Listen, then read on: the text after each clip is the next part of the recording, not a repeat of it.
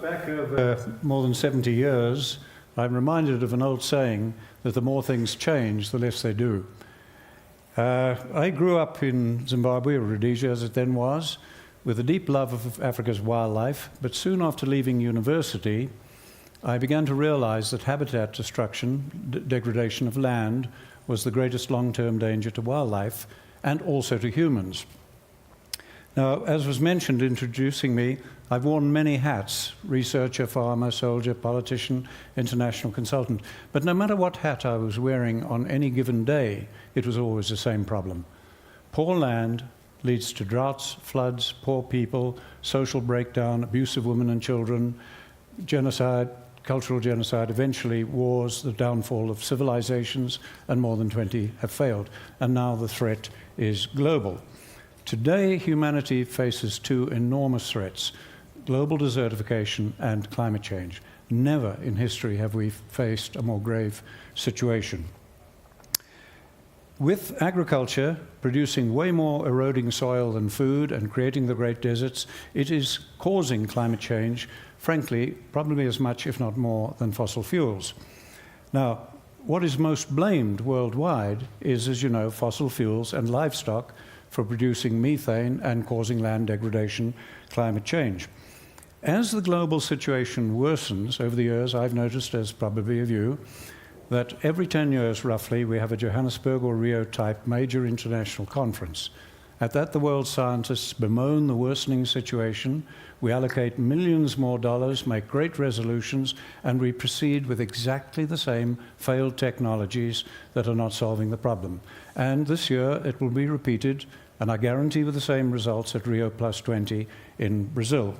Now, mainstream scientists are blaming two things, as I said, and they are only trying to address it with three tools or things: various aspects of technology, fire, or resting land to different degrees, and no other tool is considered. Now, if we look at these tools, and we look at the oceans, or we look at humid environments, resting land is the most powerful tool known to us to restore biodiversity and full functioning of our environment. If, however, we look at the bulk of the world's land, which is seasonal in rainfall nature with long dry periods, we find that rest has the opposite effect.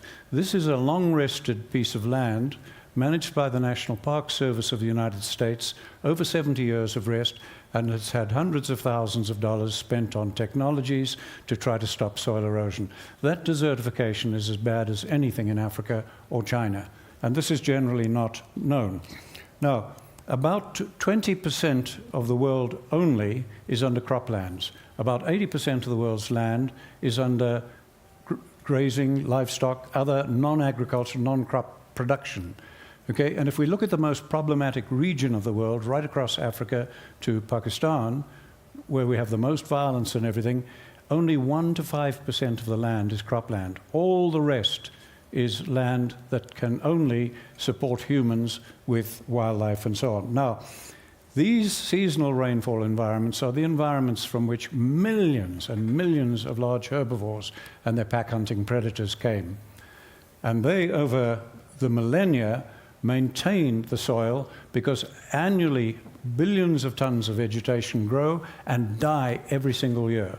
And they have to be trampled, cycled, digested, biologically broken down. Otherwise, desertification occurs, as you saw in the earlier picture. Now, in the 1960s, when I began to realize that only livestock now could save humanity, that was counterintuitive, went against every belief we have, and I was faced with a dilemma. We'd had 15,000 years of herding, and it had caused the great deserts of the world. We'd had 100 years of modern science, grazing systems, rotations, and that had accelerated desertification, even in the United States. So what were we to do? We somehow had to deal with the complexity: social, plants, erratic weather, wildlife, all of this stuff. So I just simply turned to the profession that had dealt most with that sort of complexity, the military. And I took 300 years of European experience and their immediate battlefield planning procedures that they developed and adapted it to a biological situation. That has worked for